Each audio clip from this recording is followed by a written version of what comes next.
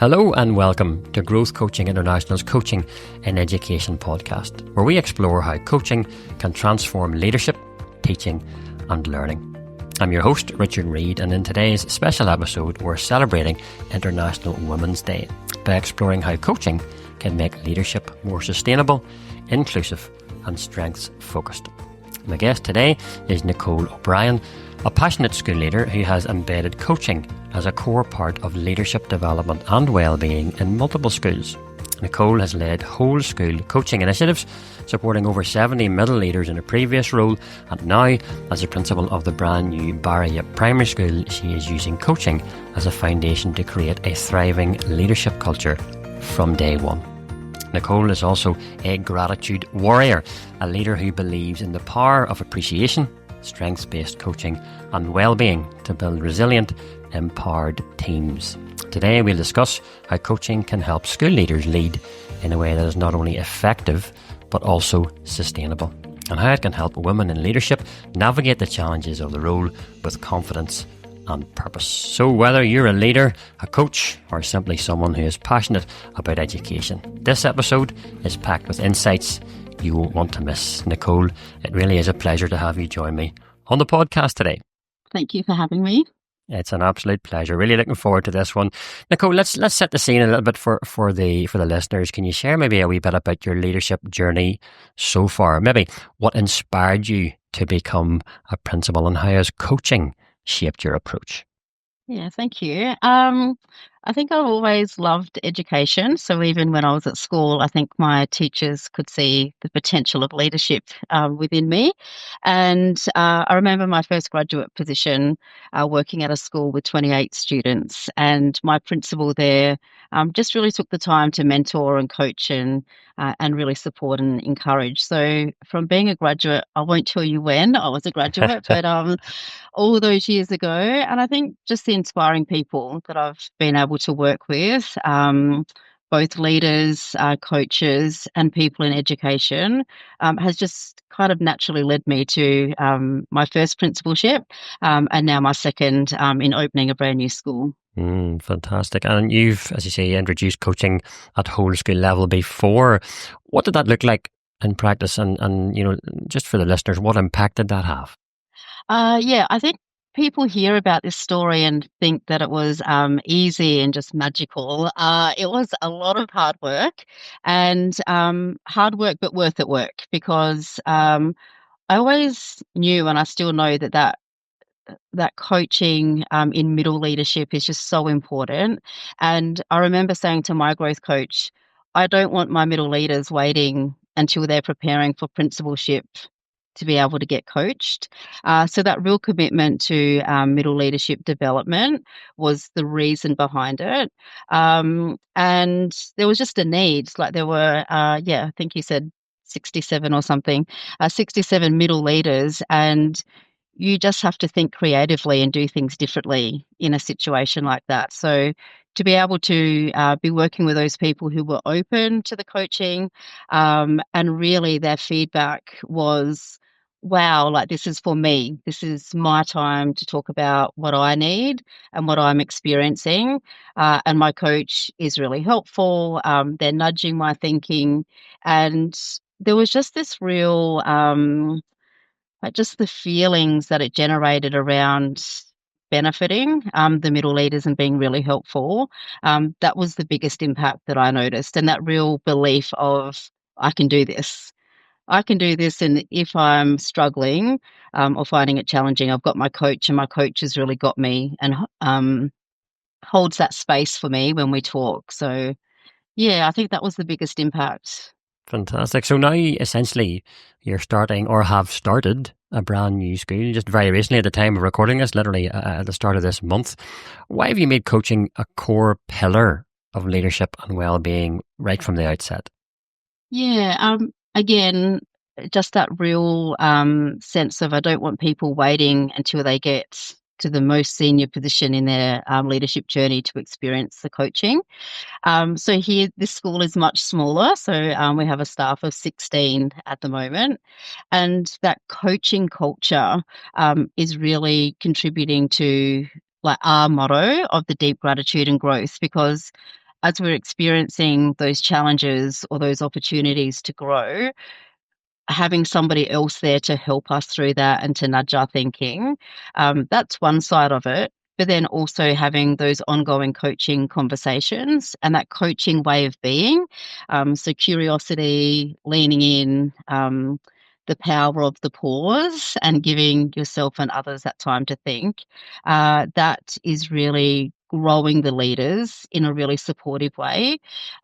So commitment to coaching always, but it really looks different in different settings, and I think taking that into account, is the most important. You can't There's not one size fits all in, different settings or with the different people that we work with. Yeah, I think that's an important one, because obviously there's been a great amount of success in the previous school. I mean, even numerically, you think of that number of people, but you can't just simply replicate that, like for like in a new setting. So I think that's helpful for listeners as well. And Nicole, one thing you've written or mentioned that I've written down here, which I think is interesting, you've actually said this twice. I don't want people waiting. I think that's really helpful. You're obviously, you have there's a duty of care to staff, but it's much more than that. You don't want folks, particularly in the middle leadership space, waiting for coaching. So I think that's a real encouragement, certainly at the start of a sort of a new school build. Many leaders now, when we're talking about coaching, genuinely see coaching as an add-on rather than a core leadership skill. How would you respond to that thought? I'm smiling. I think the minute it's seen as an add-on, it kind of removes from that invitational side of coaching. And that's why this way of being, like coaching as a way of being, and here at Barra Yip, it's a way of being at Barra Yip. So it's the way we are every day. It's not, oh, Richard's coming in, it's Tuesday, I have to listen today. It really is that genuine way of being, and I think that's helpful, because if people are seeing it as an add-on, then it's really not going to have the impact that it's intended for, and that shows that that person isn't quite ready for it or doesn't quite have that understanding. So, definitely not an add-on. And in education, we don't have time for add-ons. It has to have that purpose. Otherwise, we shouldn't be doing it. I love it. That's the statement of the interview. In education, we don't have time for add-ons. That's a lovely quote. Nicole, how do you then go ahead and actually embed a coaching approach in leadership? So rather than just offering it, as we talked about, as coaching as a tool. Yeah, I think symbolically sharing with everybody that I talk to that I have a coach. I have a growth coach who I've worked with for many years. And I think actually sharing that with people, it's not just you go do coaching and I'll wait over here. It's that really quite genuine learning alongside people. So modeling that, and then also having the staff around you that you recruit who believe in this way of being through coaching, who have coaching themselves, and through that real ripple effect of coaching through what you're learning in your coaching leading to action, the language of coaching coming through in the conversations that we have as a staff as well. So yeah, it's not just as simple as we're doing coaching, let's go. It has to be really carefully planned for, and those ongoing checkpoints to check in with what's going well, what could we do better. That also has to be a conversation, because we can't assume that coaching fixes everything, or that everyone is going to experience it the same way. I think that's all very, very helpful. And when you're talking about coaching as a way of leading, sharing with everyone that you have a coach, I think is really, really important. I know that, in various schools around the country, around the globe, there are scenarios, and sometimes with the best intention, where, a principal or a senior leadership team will bring in coaching for other people within the staff. And again, well-intentioned, but it's so much more impactful if the principal is leading the way, which is what you're doing here, saying, I have a coach and I see the benefit of coaching. Therefore, there's going to be, a lot more buy-in. And you talk about this idea of invitational, using that word. So I think that's going to be really helpful for folks who are listening, Nicole. When we think about the whole area of strengths-based leadership and coaching. This is obviously something that you're, passionate about, this idea of strengths-based leadership. Why do you believe this approach is so powerful? I think it's powerful. I think it's necessary. And I think that's come through my learning as a leader and being in the classroom as a teacher as well. And I know we were talking about this the other day. How often do we go into a classroom or have a conversation with someone and start with their strengths of what they're doing well? We often launch into what has to be better and how it has to be done, and I think starting with strength base, like it's this real, it's a far more gentle way of leading and receiving that information. And how often do our teachers hear or our educators hear everything that they're doing well? Just not often enough. How often do leaders hear what they're doing well? Not often enough. So I think basing conversations on the strengths, it just really nurtures and grows that from a really, like, it's already growing. It's not a deficit model. And I think sometimes when you say to people, hey, you're going to be coached, they think straight away, "Oh, I've done something wrong," or, "I'm not doing it right," rather than seeing this as a learning conversation. Yeah, I think there's a fair bit of, work for us to do around what coaching actually is, and coaching is a really positive. Yeah, I think you're absolutely right. Yeah, yeah, that's very true. So if we're thinking about a practical scenario, then using strengths-based coaching, you mentioned again middle leaders and also senior leaders. So how do you use strengths-based coaching to support those people, middle leaders and senior leaders? Yeah, so here, just very incidentally, we've been calling them learning conversations. So it's a conversation about the learning that we're both doing, and we've without trying, just we don't really have the language of coach and coachee. Like, we're two educators sharing that same space and having a learning conversation about what's going well and what could be better. Um, so that's one way that we're navigating that here. And I've just found in using that language as well, everyone's open to it. Everyone wants a learning conversation, or a learning walk. Whereas if it's a coaching conversation or a coaching walk, in my experience previously, it's been a very different reaction to that. So I think the language around coaching has definitely been a shift, and what we're trying to achieve here at Barry Yep. Yeah, that's going to be very helpful for a lot of listeners. The idea of the language and choosing the vocabulary that you use carefully, in many ways intentionally, and you use that lovely phrase, learning conversations. And isn't it interesting? You again, to use your own words, everybody's open to a learning conversation. So again, just how we package this, to our colleagues. And interestingly, you mentioned the comment there. It's a learning conversation for both parties.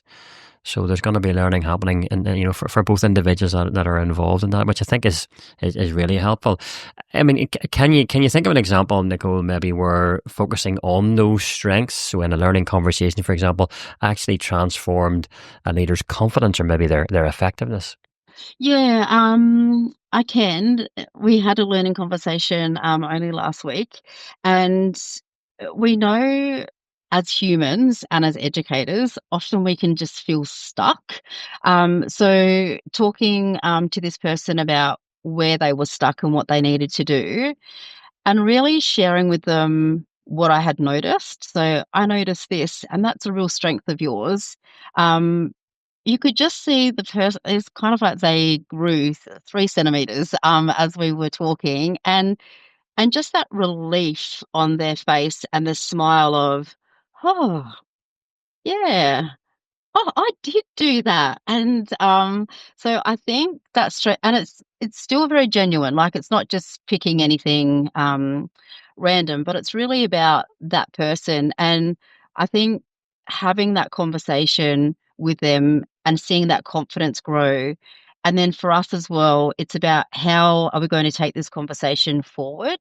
So it's not just sitting in this space and, um and being nice and enjoying the moment, but it's about how we're going to take that moment and grow it forward for this person's leadership, and more importantly, for the people that they work around and the impact that's going to have on the students.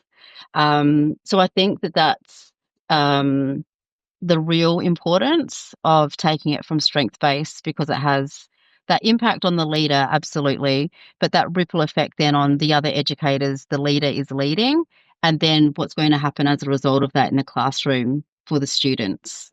Yeah, you're painting a lovely picture there, and there's a nice process that you're going through there from the initial, I suppose, invitation to a learning conversation, but then that focus on you noticing, the strength of another. It's interesting you use the word relief, because quite often we are used to seeing the gaps and the issues, and there's times for that, those conversations, absolutely. But isn't it lovely when somebody actually intentionally notices what's going well? And you said that there is, it's genuine. There's something that somebody has noticed that it is genuinely genuine, but it's not just a nice little chat. It's really about, use the phrase, taking this forward, taking the conversation forward, and use the phrase, and that lovely phrase, grow it forward. Isn't that a nice one? And you mentioned again, a recent episode we had with Claudia Owad, the ripple effect, so the impact that's going to have on the people around the person who's having the learning conversation. I nearly said a coaching conversation, I had to check myself, but the learning conversation, you can see the ripple effect, which is great. And it really does, I suppose, lead us into that whole area of well-being in many ways, because that's going to have a positive impact on those individuals, plus for you as well. So if we're thinking around the whole area of well-being and bringing in many ways sustainability as well, many school leaders, and Nicole, you'll know what this is like, and I do too as a previous head, many school leaders struggle with burnout. I can imagine at the moment, you're opening up a brand new school. I would say there's a lot of potential for burnout. You need to manage that very well. But how can coaching be a tool for making leadership a little bit more sustainable? What are your thoughts? I think for me, the most important part of being well in the work that I do, and being really strategic with the longevity of my career, because I really want to have a long career, as we all do, is having that coach and knowing that they are there for you. And that comes back to the feedback of the middle leaders, when you were asking about the impact on them.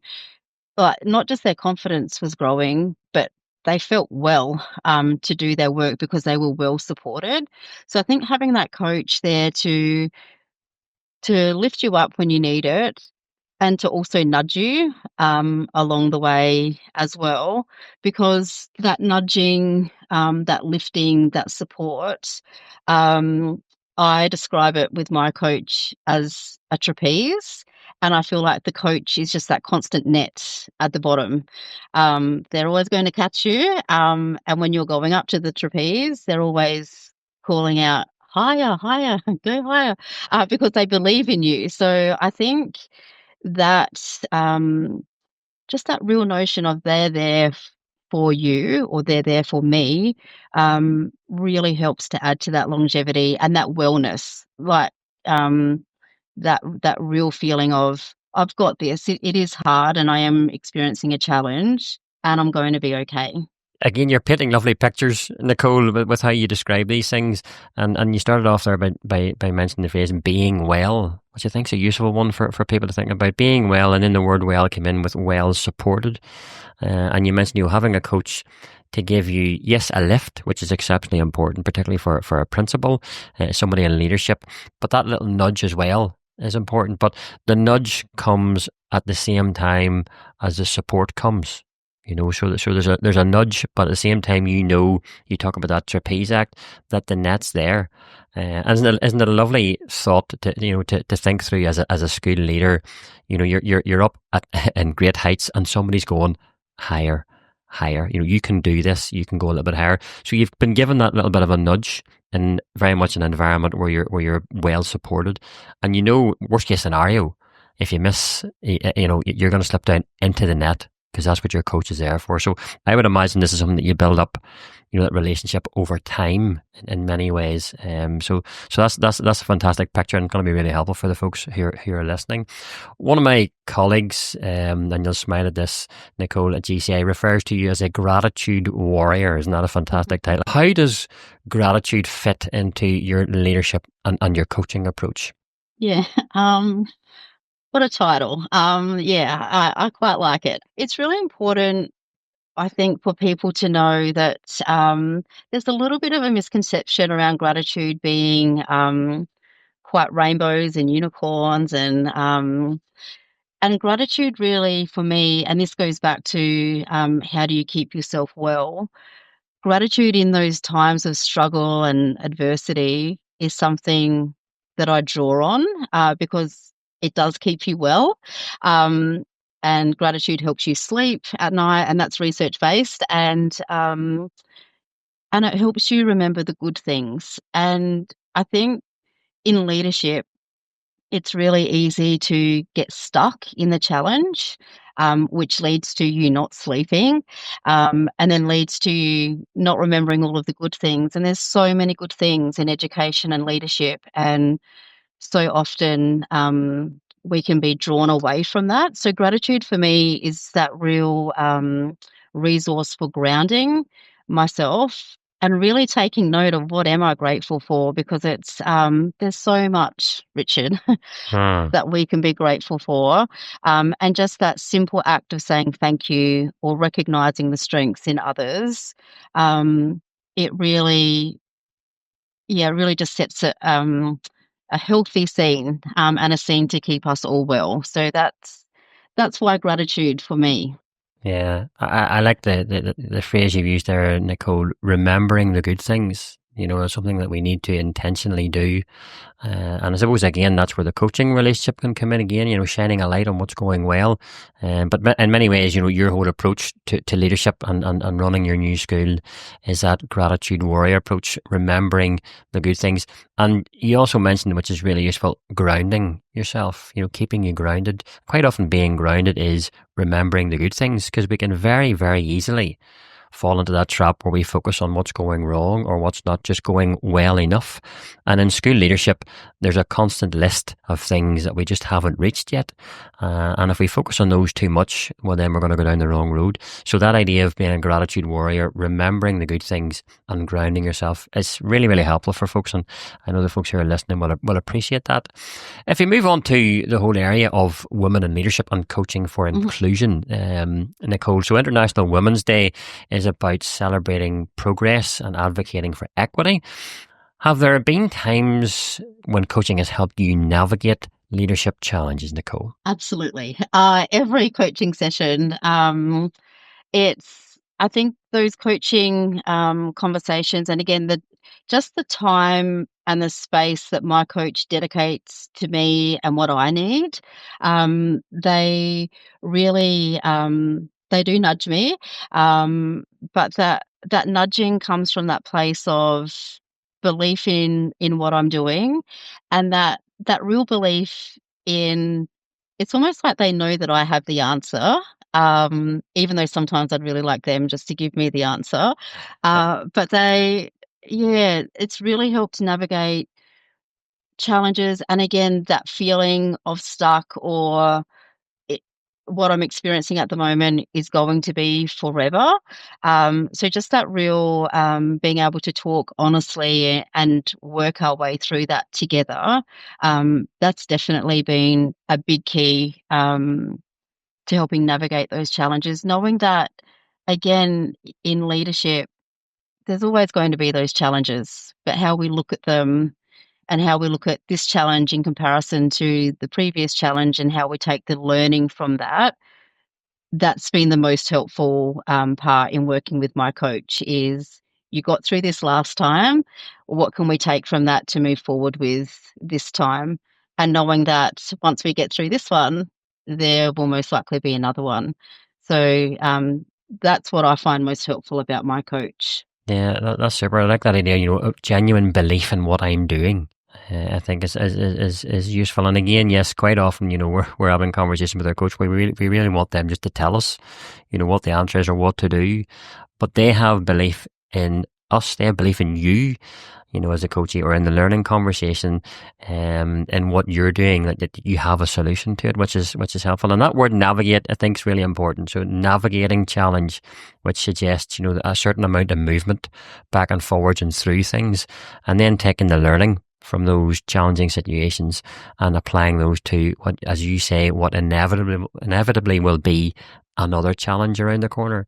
Do you think, Nicole, in your opinion, do you think women in leadership face unique pressures? And if so, how can coaching help them really thrive rather than just survive? Yeah, I mean, I can speak from my own experience. And I know just recently I've shared with a couple of colleagues getting we're trying to avoid the word balance because sometimes balance, it feels like that's unachievable.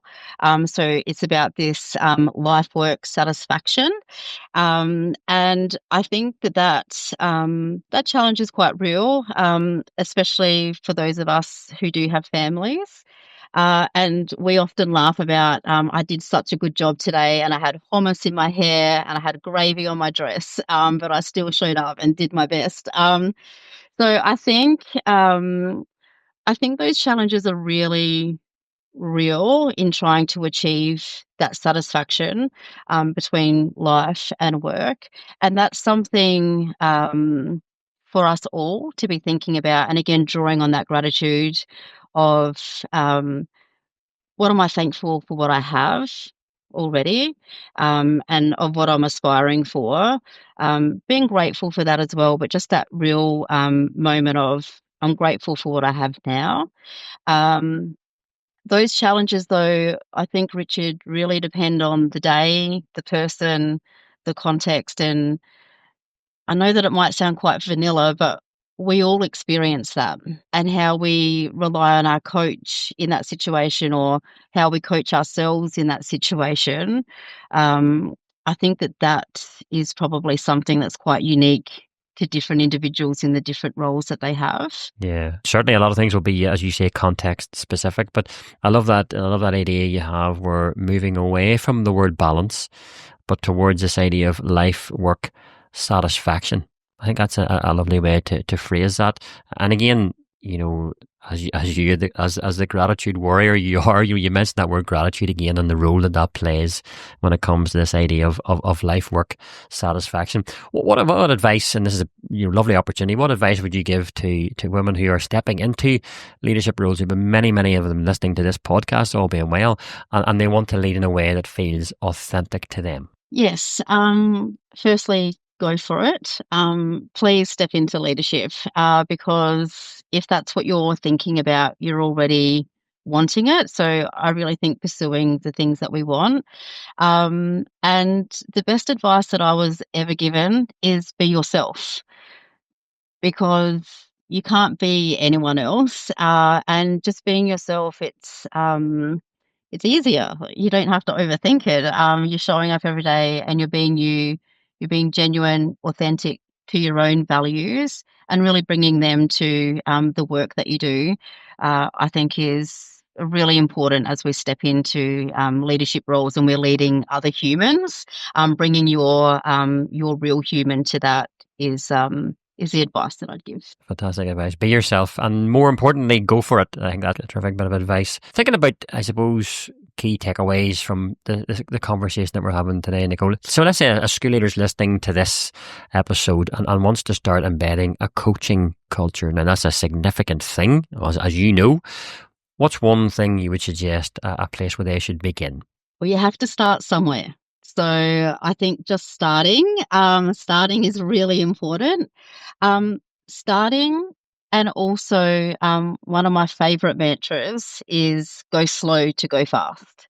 So we know that navigating a coaching culture, again, depending on context, has its challenges. And I think that real starting small and getting some runs on the board and then growing it slowly over time with those key people on board who are going to be with you. I think that's really important because sometimes in our leadership, we might be really excited about something and we know it's the right thing and it's research based, and we go and we dive straight into it, and then you're left with like this puddle that you're in. And it's not to say there won't be other puddles, but you have to start somewhere and going slow. Like, what are the small wins along the way that will help that culture of coaching grow? So that's a terrific piece of advice. Go slow to go fast, and very much start small. I love that phrase, get a few runs on the board, which is a lovely idea. But you mentioned as well there, Nicole, key people. You know, it's important to look around you and see who those key people might be, because yes, we can all be incredibly enthusiastic and flying the flag for coaching, but if we don't have the key people around us, you mentioned that one again, a lovely picture that can just be a puddle. And there's going to be a number of puddles in it. There's nothing wrong with a puddle because we're all human. But thinking it through in advance, making sure we go slow to go fast, starting small and getting a few runs on the board and getting those key people around us, then we're going to reduce, I suppose, the number of puddles, or in some cases the size of the puddle. But getting started is obviously a really key piece of advice. If you're thinking about that whole scenario, and you touched on this in a lovely way at the start, about leaders making coaching as a way of leading rather than just a tool. Is there something that you could share with us, just as we close out today in that scenario? Yeah, I think that's part of the going slow to go fast, because then it's part of the work that you're already doing rather than that perceived, oh, and now we're doing this, or it's separate to that other work. So I think that going slow to go fast and really building that understanding of the language around it, what it looks like, sounds like, feels like, in particular with the people around you who are going to be involved, and really having their voice as you grow this culture, because they're going to be the people who are modeling that way of being and this coaching way of being. So lots of learning conversations, lots of bumps along the road, and seeing those as growth. And for me, being grateful for those moments, because gratitude in those moments when it is tough and how we show up in those tough moments, that for me is more important than everything going smoothly and it being easy. So really, being grateful for those moments of hard, because growing is hard, and if we could be more grateful for that, I think that would be yeah, a much more helpful way of being, for education as a whole. Fantastic, and I'm glad you moved into that whole area of gratitude, because that's my final question, and again a practical thing. So so there's leaders listening right now to this podcast. They might be on their way to work, they might be on their way home from work, walking the dog, whatever it might be. But they're thinking through what you've discussed today. They've got that idea of you as a gratitude warrior in their mind, which I think is a lovely image. So when they're moving into work tomorrow, next week, whatever it might be, how can they incorporate this idea of strengths and gratitude in a practical way into their own leadership, from the word go? Yeah, strengths and gratitude. I think starting with self, again, how often do we tell ourselves 3 things that we've done well today, or recognizing our own strengths, and that's gratitude for self. Gratitude you do give to others, but you can definitely have gratitude for self. So I think recognizing the strengths in self, and others. And I think one of the phrases, Richard, that I often go to is, instead of, "Oh, now I have to do that," flipping that to, "Ah, I get to do this. I get to," rather than it's happening to me. And again, that's that mindset, and it's a grateful mindset, because instead of it's happening to me, why me? It's, oh, this is happening for me. What learning can I take from this? What could I be grateful for in this moment? And it doesn't mean you have to be grateful for everything, because gratitude is a really authentic feeling and way of being. But if we start to look at those challenges more from that mindset, I think that's going to be far more helpful. So strengths-based, recognizing the strengths that we have, telling ourselves what we did well, and really looking at things as, oh, this is happening for me, or I get to do this. Those ways of being helpful. Those are really helpful, Nicole, and I'm learning something, so I'm grateful as well. So that idea of starting with self, having a focus on being grateful for what's going on well with you, which is really a good first step. But then isn't that a lovely idea, moving from I have to do this to I get to? There's a real, I would imagine, discipline in that. That's something that's going to take a bit of time. People are listening to this going, okay, that's going to be a challenge for me tomorrow or the next day when I go into school.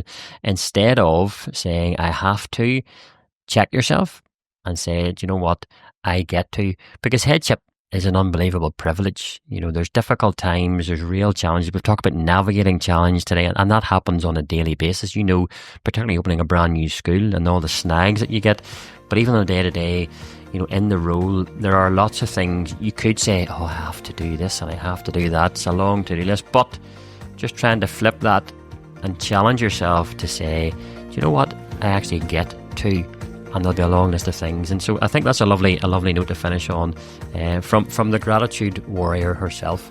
Nicole, thank you so much for your time today. I would imagine that having opened a school only a matter of weeks ago, your to-do list is quite a lengthy one. So I want to share our appreciation from all of us here at GCI for giving us some of your precious time to record this conversation. From embedding coaching as a leadership approach to using strengths and gratitude to sustain well-being, you certainly have shown us how coaching is so much more than just a tool. It's a way of leading that empowers both individuals and whole school communities. For our listeners, I'm sure today's episode will have resonated with you.